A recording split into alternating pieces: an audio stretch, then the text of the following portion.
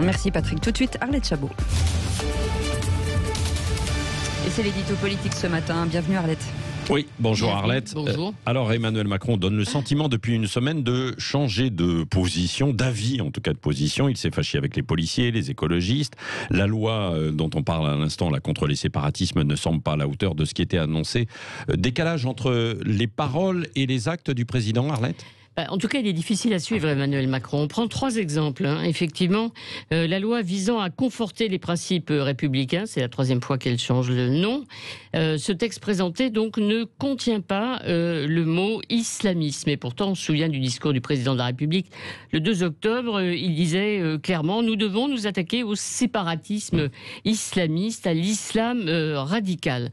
2e exemple, vous commentiez hier avec bonheur, avec Ségolène Royal, l'annonce du Beauvau de la sécurité, c'est le calmant imaginé par le président de la République qui a fâché lui-même les policiers en les accusant notamment de pratiquer des contrôles au faciès, ce qu'il a qualifié d'insoutenable. Et c'est pourtant le même Emmanuel Macron qui a nommé Gérald Darmanin à Beauvau justement pour incarner le tournant sécuritaire, en tout cas régalien du quinquennat, avec pour mission surtout de ne pas se fâcher avec les policiers. Et puis 3e exemple, il ne faut pas l'oublier, la Convention citoyenne sur le climat.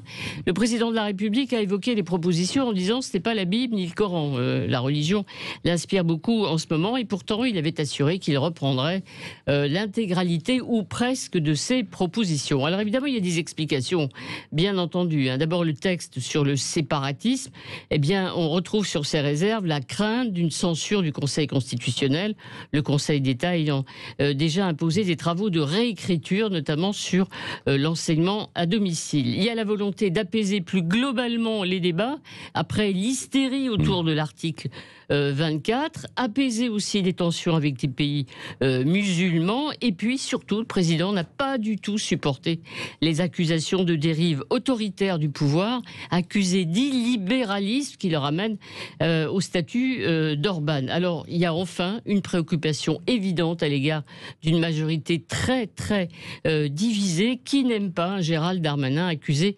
d'hystériser tous les débats. Voilà pourquoi le président du en même temps est devenu le président du zigzag. Oui, et alors justement ces zigzags, ces changements, est-ce que c'est politiquement payant ou coûteux ? Peu de Français salueront la prudence d'Emmanuel Macron, la volonté de respecter le droit, de trouver toujours l'équilibre juste.